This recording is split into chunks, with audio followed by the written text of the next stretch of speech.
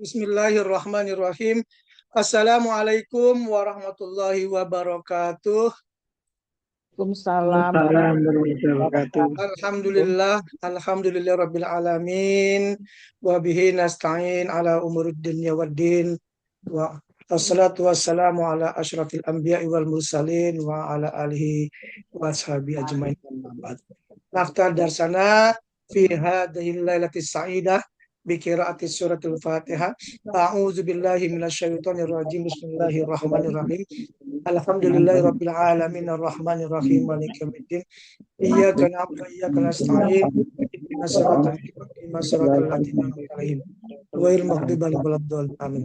Rabbi zidni ilman warzuqni fahma rabbi shrah li sadri wa yassir li amri wahlul 'uqdatam min lisani yafqahu qawli. Allahumma inni as'aluka ilman nafi'an wa rizqan thayyiban wa amalan mutaqabbalan.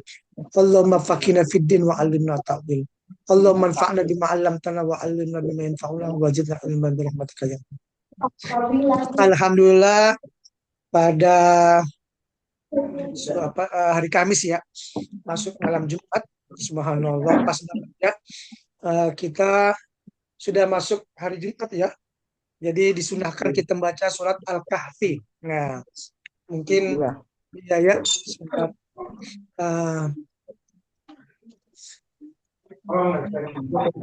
Surat Al-Kahfi. Udah hafal belum surat Al-Kahfi? Belum. Oke, mungkin bisa diambil Qur'annya kita baca sama-sama. Sebelum kita mulai belajar kita baca surat Al-Kahfi. Ya. Saya ambil Quran dulu. Ya, silakan. Oh ya, saya ambil. Sebenarnya ada sih kalau dicari sini ya. Mushaf. Halaman berapa ya? Lupa saya. Surah Al-Kahfi itu di tengah-tengah. Halaman 293 berapa? 293 ya. 293. Sebentar.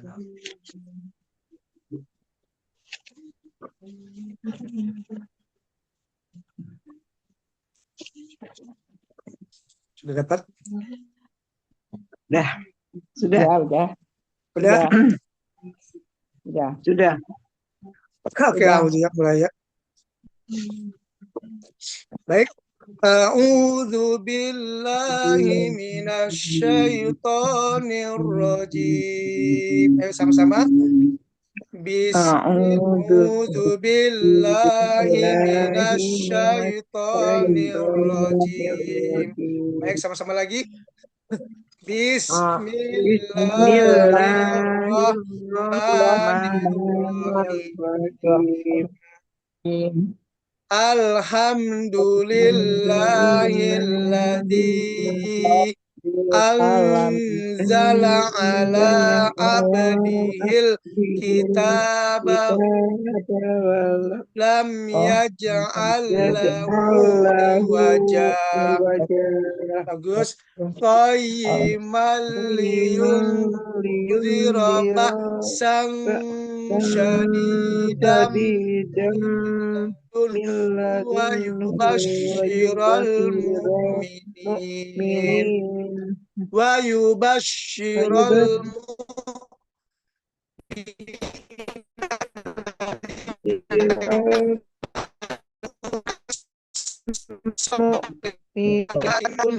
ajran hasana makina fihi abada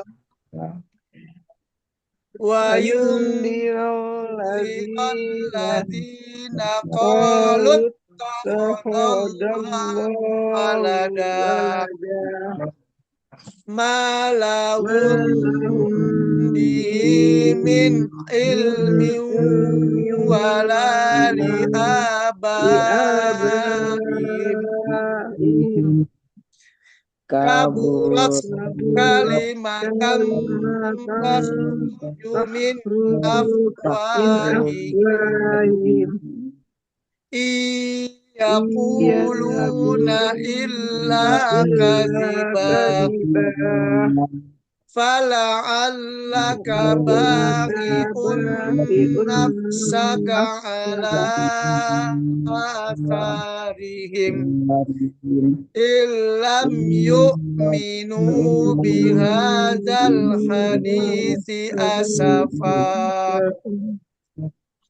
inna ja'alna ma'alal ardi zinatan laha linabluwahum ayyuhum ahsanu amala wa inna laja'iluna al-juza am hasibta anna ashabal kahfi warraqimi kanu min ayatina ajaba iz awal fityatu ilal kahfi faqalu rabbana atina min ladunka rahmah Rabbana atina min ladunka rahmatan wa hayyi' lana min amrina rasyada. Sadaqallahul adzim. Alhamdulillah. Semoga apa yang kita baca bermanfaat bagi kita dan mendapatkan syafaat di hari akhir. Amin amin ya rabbal alamin. Baik, selanjutnya kita masuk ke sebentar. Ada di sholatul Jum'ah.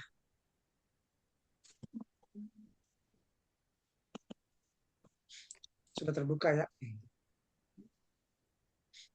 Baik. Khalas ya. Adadul Al-adadul ladzi tan'aqidu bil jum'ah. Jadi di halaman 21 jumlah jamaah yang disyariatkan hadir dalam Jumat. Nah, berapa banyak ya?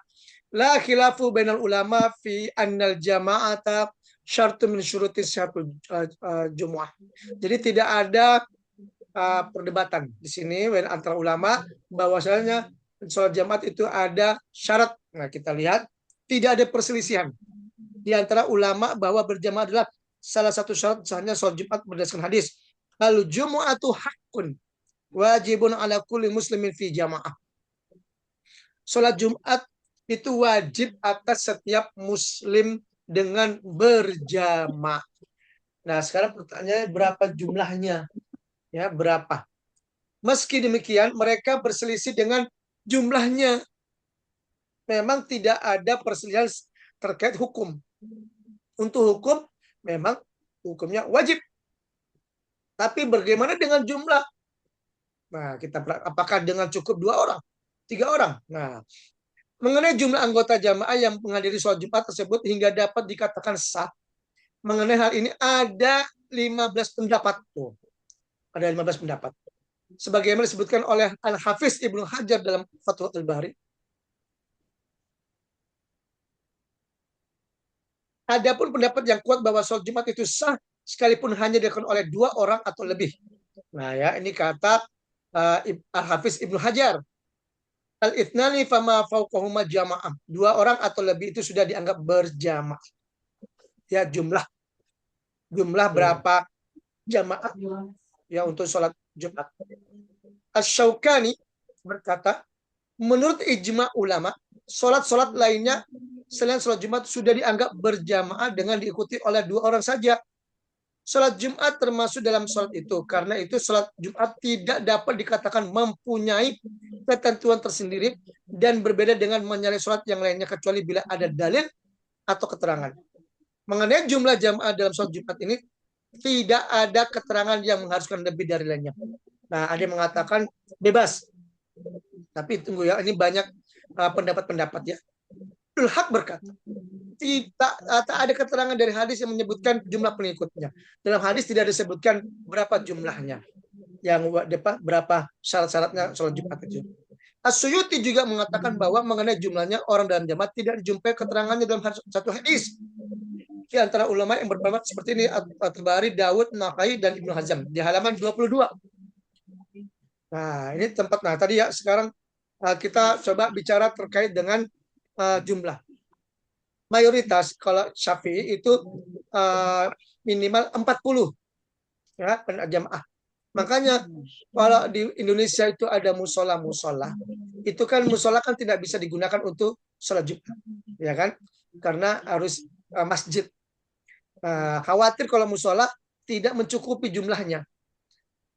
Nah, itu biasanya kalau buat musola dan musola terus buat masjid, pasti akan harus izin dulu. Kenapa? Dikhawatirkan nanti mencar-mencar justru masjid yang biasanya cukup 40 atau 50 nggak taunya berkurang, ya. Disebabkan karena ada satu musola membangun masjid untuk sholat Jumat. Nah, itu pentingnya izin dulu kepada Pemda ya sekitar.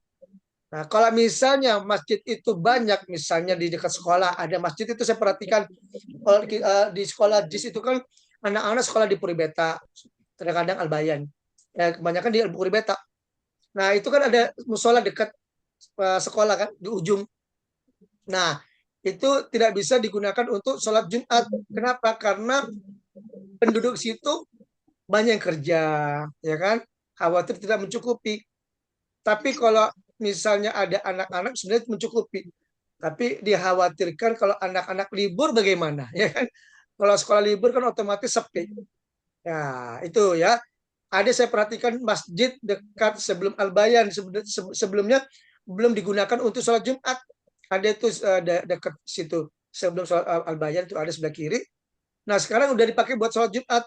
Kenapa? Di Al-Bayan itu, Masjid Al-Bayan itu banyak jamaahnya.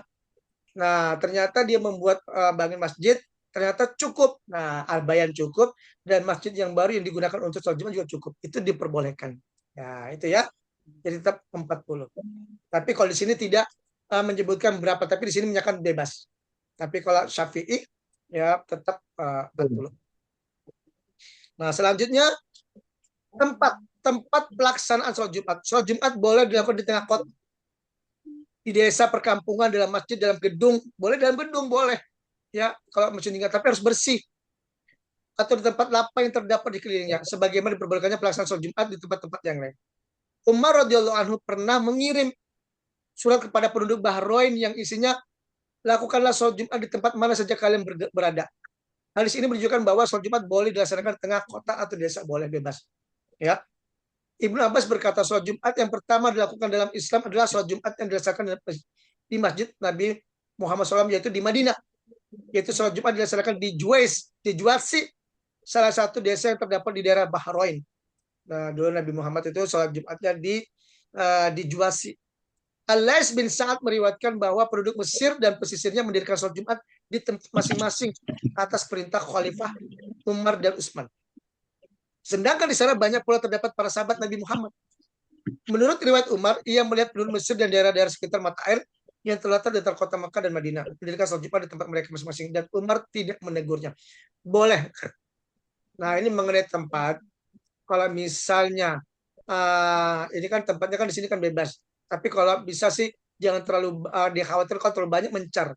Karena kita nih menginginkan Islam itu berkumpul. Ya, apalagi kalau kita sholat Jumat di Masjidil Haram, subhanallah, enak banget itu. Ya, di Masjid Nabawi, subhanallah, rebutan tempat, ya. Ya Allah, sampai ya desak-desakan. Itu tuh kalau kita ingat ya, kalau umroh ya sebelum haji itu, kalau kita sholat Jumat itu udah mesen tempat itu, udah kita duduk itu, udah kita itu kalau ada, makanya ini penting buat kita ini kalau umroh apa haji ya, hati-hati kalau duduk itu, kalau bisa agak lebaran sedikit, bawa sajadah bagusnya, memang bawa sajadah. Kenapa? Itu mohon maaf ya, karena memang kalau orang kita sih masih ngerti.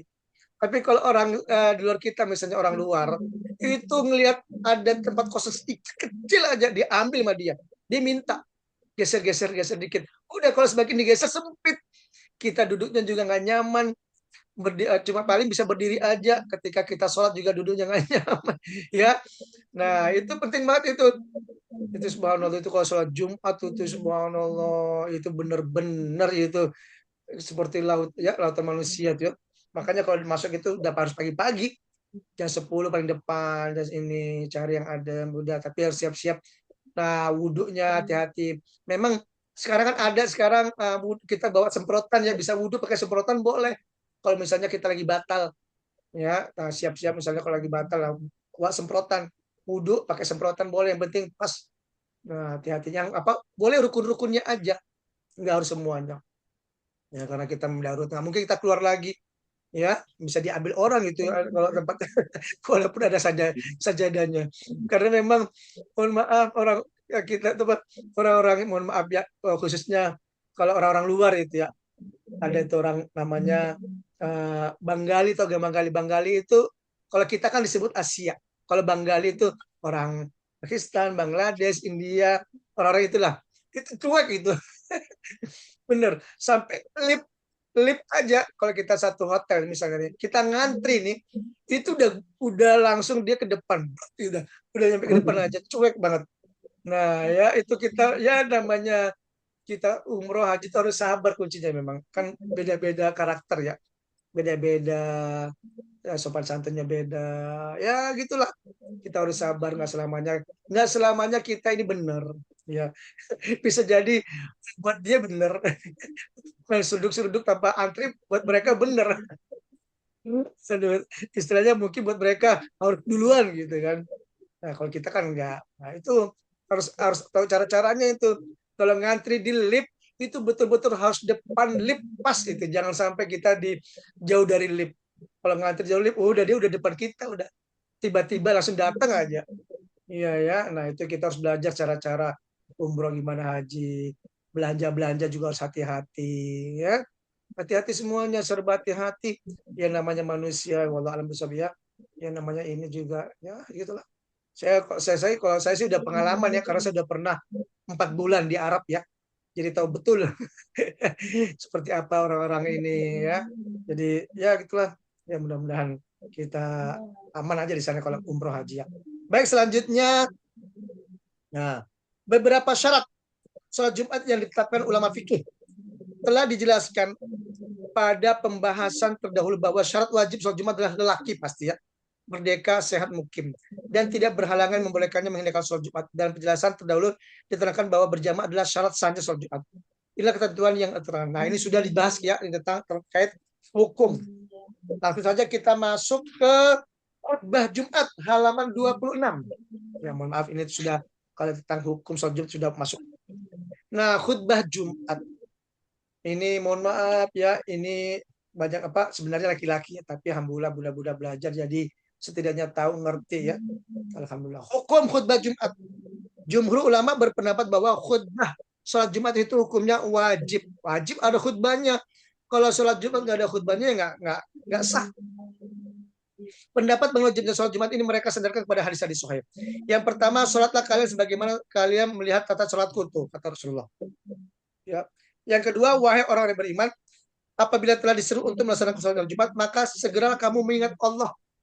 Tuh, kalau udah dengar azan sholat Jumat itu udah langsung berhenti semua tuh aktivitas, subhanallah ya. Jangankan kita yang sedang enak-enakan, yang buka toko, yang lagi kerja, yang lagi apa, semuanya berhenti. Tuh. Ayo sholat, tuh hebat itu. Kecuali musafir, kalau musafirnya jauh, kalau musafirnya dalam Jakarta ya masih bisa berhenti. Ayo sholat Jumat tuh ya, tuh berhenti. Ya, ini hukumnya wajib. Halaman 27, hal-hal yang disunahkan setelah imam naik mimbar. Nah, apa yang dilakukan makmum? Apabila imam turun mimbar, disunahkan untuk melakukan hal imamnya. Imam disunahkan mengucap salam. Assalamualaikum warahmatullahi wabarakatuh. Nah, setelah salam, biasanya imam duduk. Imam duduk dulu. Nah, ya, lalu azan. Muadzin disunahkan menggunakan azan. Setelah itu para makmum jamaah disunahkan menghadapi kepada imam saat berkhutbah. Ya ini ya makmum wajib mendengarkan ya khotib. Ya, yang pertama menjelaskan tentang masalah ini. Jabir meriwayatkan bahwa bila telah naik mimbar, hadis Nabi Muhammad mengucapkan salam. Nah, ya, yang kedua, Said bin Yazid azan sholat Jumat. Yang kedua, pada mulanya azan sholat Jumat di masa Rasulullah, Abu Bakar dan Umar dikemanakan ketika imam telah duduk di atas mimbar. Ya, ketika imam itu sudah mengucapkan salam, lalu imam itu duduk, lalu azan. Ya, yang ketiga, Bilal mengumandangkan azan ketika Nabi Muhammad SAW telah duduk. Nah, yang keempat, nah, kemudian setelah berdiri di atas mimbar, para sahabat mengumandangkan. Nah, ini jadi kalau khotib atau imam itu mengucapkan assalamualaikum warahmatullahi wabarakatuh, lalu duduk, baru muazin mengumandangkan azan. Lalu apa materinya? Ya, ini mohon maaf nih, ya kita terkait ini masih laki-laki nggak apa-apa ya. Ini kalau bunda-bunda ngerti nih, subhanallah hebat nih. Ya, karena ini memang urusannya laki-laki, tapi kalau bunda-bunda ngerti tahu tentang ini, berarti bisa diajarkan ke anak-anaknya. Subhanallah, suatu saat anak-anak kita juga bisa khotib, ya bisa jadi imam, ya. Karena memang jarang orang bisa khotib itu jarang mau, ya karena memang agak susah, ya. Padahal sebenarnya lebih enak khotib itu. Waktunya juga nggak panjang, paling banter cuma 15 menit. Ya, yang penting hafal. Alhamdulillah. Alhamdulillahirabbil alamin nahmaduhu wa nasta'inuhu wa nastaghfiruh wa na'udzu billahi min syururi anfusina. Itu kuncinya harus hafal. Kalau udah hafal enak. Nah, baru langsung pembukaan, ya baru jangan lupa sholawat. Itu ada rukun-rukunnya, nanti ada cara-caranya. Nah, ya itu penting banget. Kalau udah lancar, udah bisa khutbah enak, itu dapat jadwal tiap Jumat. Ya, alhamdulillah, ya iman juga. Oh, subhanallah. Ya, ini penting banget. Anak-anak diajarkan ya agar bisa khotib, ya diajarkan nggak apa-apa. Apa materinya?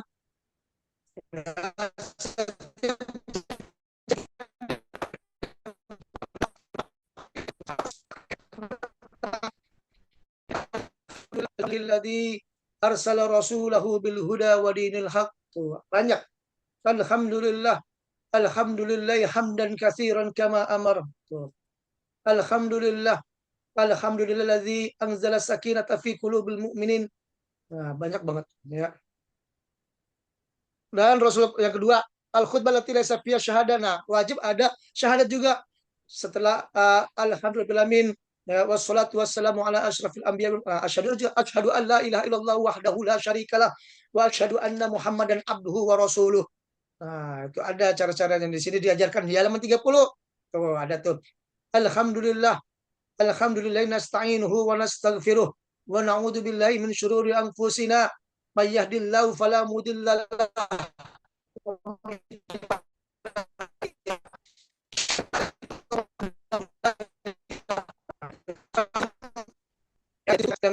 yang ngantuk-ngantuk itu juga bangun. Ya, itu penting banget di sini. Ya, bil haqqi basyira wa nadhira baina yali sa'ati mayyatillah wa rasulah faqad rasyada man ya'shu fa innahu la yadurru illa nafsah wa la yadurru Allah taala syai'ah. Tuh, subhanallah. Itu kalau saya perhatikan orang-orang Arab itu kalau khutbah Jumat itu suaranya lantang, kenceng, bener enak banget. Ya, kalau orang-orang Arab itu dia kita dengar ya subhanallah. Yang keempat, halaman 31 meriwayatkan bahwa ia ditanya mengenai mukadimah. Ya, siapa saja yang durhaka pada kudanya Allah langsung maka ia telah sesat. Nah, ini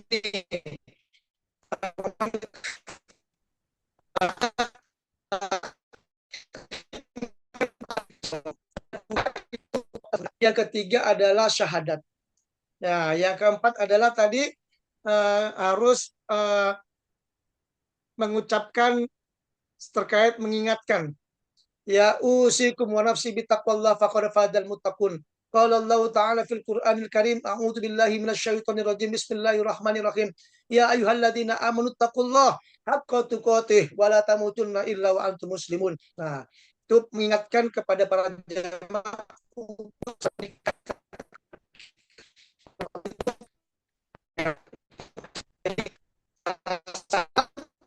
alhamdulillah syahadat ya terus salawat lalu mengingatkan kepada jamaah untuk meningkatkan ketakwaan kita kepada Allah. Itu subhanallah. Itu 5 poin. Ya, penting sekali itu. Ya, subhanallah. Nah, terus apa lagi? Nasihat. Penting banget nasihat. Ya, misalnya pada hari yang Jumat pada hari ini kita dipertemukan oleh Allah SWT dalam rangka menunaikan ibadah sholat Jumat dan mendengarkan mauidhah hasanah dari sang khatib. Nah, itu ya. Kita diperintahkan oleh Allah SWT sholat. Nah, itu nasihat ya terkait sholat 5 waktu ya, terkait apa dalil-dalilnya itu disampaikan kepada para jamaah. Nah, apa manfaatnya sholatnya, apa tujuannya, itu subhanallah. Itu ya. Jadi kita mengerti. Nah, mudah-mudahan kalau misalnya nggak bisa dengerin di masjid, dengerin di YouTube. Ya, denger YouTube. Ada tuh biasanya di apa streaming di TV-TV juga ada biasanya TVRI Istiqlal. Enak itu ya. Itu penting banget ya. Nah, sumber anak belum naik. Oke, selanjutnya di halaman 33. Berdiri ketika khutbah dan duduk di antara kedua khutbah. Nah, ketika salam kan udah duduk, habis itu berdiri. Ya, kalau berdiri ya subhanallah, mudah-mudahan nih masih belajar tentang ini ya. Berdiri. Nah, itu khutbah berdiri. Habis itu baru selesai. Barakallahu li wa lakum fil Qur'anil azim wa nafa'ani wa iyyakum bima fihi minal ayati wa dzikril hakim wa taqabbala minni wa minkum tilawatahu innahu was-sami'ul alim. Wa qulu qouli hadza wastaghfir wa lisairil muslimin wal muslimat wal mu'minin wal mu'minat wastaghfiru innahu wal ghafurur rahim. Baru duduk. Nah, duduknya ngapain? Doa. Yang baca surat Fatihah, bismillahirrahmanirrahim, baru berdiri lagi. Nah, baru berdiri lagi yaitu khutbah kedua. Nah, ya. Nah, saya berdiri ketika khutbah, kemudian duduk, berdiri sebagaimana. Nah, berkhutbah sambil berdiri lalu duduk, kemudian berdiri untuk khutbah lagi. Nah, habis doa, berdiri lagi doa. Ini khutbah yang kedua seperti khutbah Idul Fitri yang selama kita ikuti ya, khutbah Idul Adha. Alhamdulillah. Alhamdulillahilladzi hadana li hadza wa ma kunna linahtadiya laula an hadanallah. Nah, baru sama seperti kita tadi. Asyhadu an la ilaha illallah wahdahu la syarikalah wa asyhadu anna Muhammadan abduhu wa rasuluh. Allahumma shalli wa sallim ala sayyidina Muhammad wa ala alihi wa ashabihi wa man tabi'ahum bi ihsan ila yaumil qiyamah amma ba'd. Nah, sama habis itu jangan lupa mengingatkan jamaah untuk meningkatkan ketakwaan kita pada Allah. Ya, ya gitu kan. Wa ya ayyuhal muslimun usikum wa nafsi bittaqwallah faqad fazal muttaqun. Qala Allah Ta'ala fil Qur'anil Karim.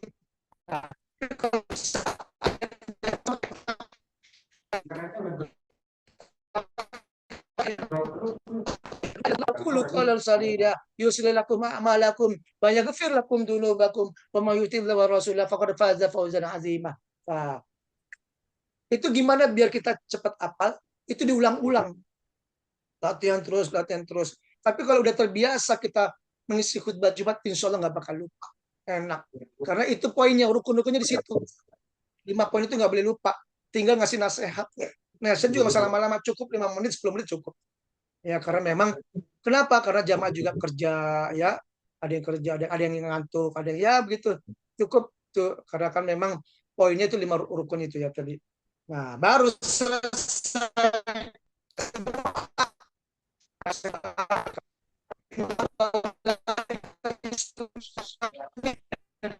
Allah maghfir lil muslimina wal muslimat wal mu'minina wal mu'minat al ahya'u minhum amwat innaka sami'un qaribun mujib da'wat ya qadil hajatna. Doa ya.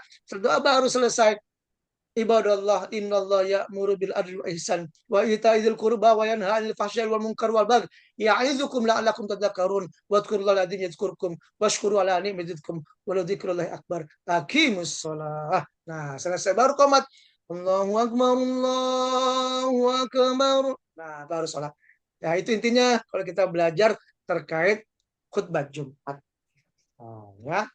Jadi kita ajarkan anak-anak pun ya, kalau kita nggak, mohon maaf, kalau ini bukan bidang kita, mungkin buat laki-laki ya, bukan bunda-bunda, tapi kalau bunda ngajarin, insya Allah diajarin anak-anak khutbah ya, hebat. Ya mungkin ayahnya nggak sempat ngajarin, kita ngajarin. Ya, ayo belajar khutbah, coba diajarkan kata-katanya ini, sholat ini dulu, salam dulu, coba latihan terus. Nggak apa-apa. Kalau awal-awal memang grogi, nggak masalah. Memang gitulah yang namanya manusia. Tapi kalau udah terbiasa aman. Kita tuh grogi kenapa? Karena mungkin minim persiapan. Wajar karena awal. Tapi kalau latihan terus, makanya kalau di pesantren-pesantren kan latihan tuh bagus. Jadi kalau ketika di luar enak. Nah, itu latihan insya Allah. Ya, Nah, kalau untuk sementara mungkin untuk awal-awal boleh baca, boleh biar nggak grogi. Yang penting lihat apa jamaah dulu. Nah, lama-lama nanti mungkin bisa hafal. Apa diajarkan? Ya, itu penting. Apa apa minta amal jadwal. Tolong anak saya dikasih jadwal sekali-sekali gitu. Biar bisa gitu. Tapi kalau udah besar ya, kalau masih anak-anak belum bisa. Kalau udah kuliah itu boleh. Nggak, lebih afdal itu. Baik, khotib disunahkan bersuara langsung tuh dan memendekkan khutbah. Ya, jadi khotib itu nggak boleh lama-lama. Ya, cukup ya 15 menit atau 10 menit lah.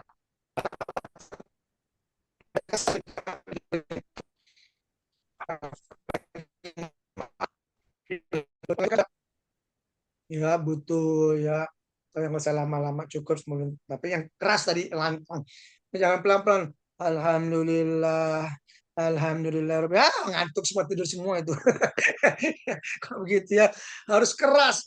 Alhamdulillah, Alhamdulillahirabbil alamin. Nah itu baru ini ya harus gas. Nggak boleh panjang-panjang. Nggak boleh bertele-tele. Ya, nah ini panjang nih. Nah panjang ya. Oke selanjutnya halaman 36 menghentikan khutbah karena sesuatu hal. Ya, Abu Hurairah meriwayatkan bahwa ini pukul jam berapa? 8 menit lagi ya. Nah, mungkin Kamis kemudian lalu turun dari mimbar dan menarik kedua anak itu dan menunjukkan ke depan.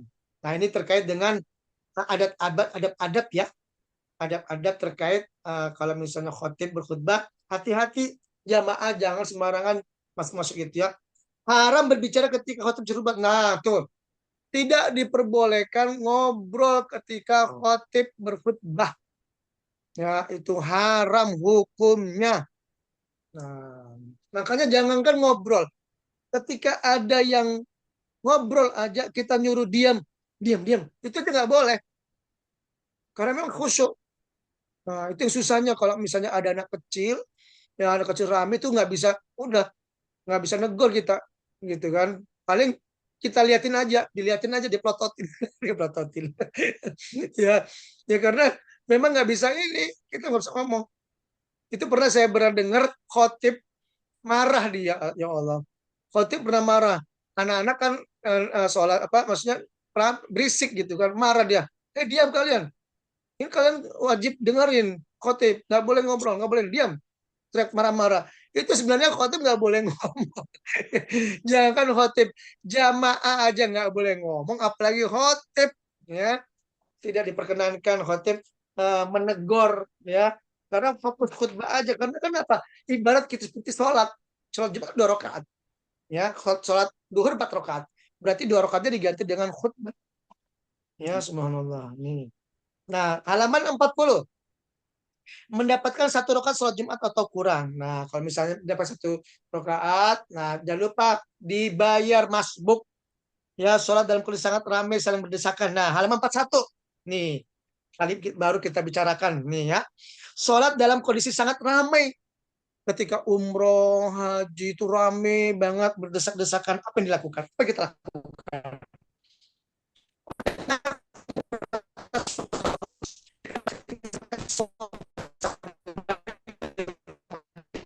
Setelah seorang itu sujud di atas punggung kawannya. Ketika dilihatnya yang sholat itu jalan, beliau berkata, sholat akan dalam masjid. Tuh, saking ramainya itu, saking ramainya nggak bisa sujud di atas lantai. Jadi sujudnya di atas orang, ya kan? Ibarat kita itu kalau misalnya tawaf itu kan, nah tawaf penuh kan, kita nggak bisa keluar itu. Coba bayangin itu.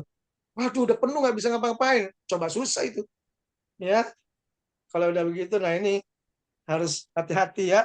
Lanjut 42 sholat sunnah sebelum dan sholat Jumat. Nah ini sholat sunnah diperbolehkan sebelum sholat Jumat. Yang 44. Apabila hari raya bertepatan dengan hari Jumat. Nah ya, hari raya bertepatan hari Jumat. Apabila hari raya bertepatan dengan hari Jumat, gugurlah kewajiban sholat Jumat bagi orang yang telah mengerjakan sholat hari raya. Nah, boleh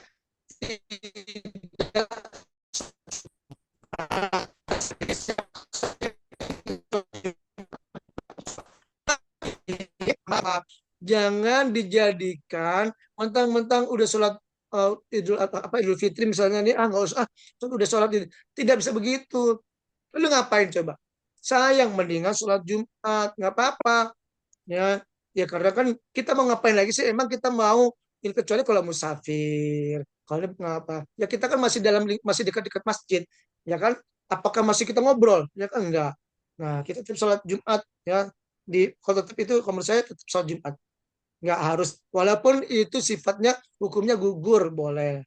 Tapi setidaknya kita lebih afdal kita ambil. Tuh, siapa saja yang ingin sholat Jumat maka dipersilakan boleh. Lebih afdal. Yang kedua, pada hari kalian ini telah berkumpul hari dua hari raya karena itu siapa yang menghendaki dengan cukup mengerjakan sholat id saja maka sholat id itu telah mencukupinya dari sholat Jumat. Akan tapi kami akan tetap melaksanakan sholat Jumat tuh. Tetap sholat Jumat ya. Nih ibu-ibu, bunda-bunda, misalnya kalau anaknya udah ngerti ya, misalnya dia ngerti, udah boleh kok kita kan udah sholat id, boleh kita nggak usah sholat Jumat, betul nggak boleh. Tapi kamu ngapain sekarang? Main, ngapain coba? Nggak ngapa-ngapain kan? Ya udah sholat aja, nah sholat Jumat ke masjid, pahalanya besar. Nah, gitu ya. Kecuali kalau kita lagi musafir, misalnya nih kita lagi silaturahim ke rumah saudara dalam perjalanan, boleh kita nggak usah mampir, boleh. Ya, boleh karena kan uzur. Nah, kalau sempat mampir ke masjid, boleh silakan mampir ke masjid. Ya, itu boleh lagi. Nah, ya. Nah, itu terkait hari raya sholat Jumat. Nah, oke, insya Allah pekan depan berarti sekitar tanggal 9 ya. Kalau tanggal 8 tetap, kita belajar pagi ya, yaitu tentang sholat Idul Fitri dan Idul Adha.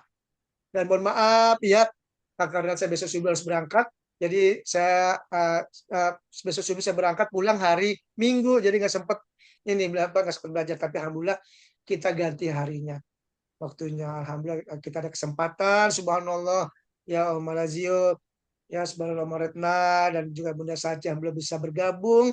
Ya kita yang insyaallah yang lain bisa nonton nanti di YouTube-nya. Ya alhamdulillah. Yang penting kita nggak berhenti. Ya masih ada waktu kita coba. Ya, ya insyaallah. Oke, itu saja udah masuk sholat Isya. Ayah binatang nah tatim bikroti hamdalah.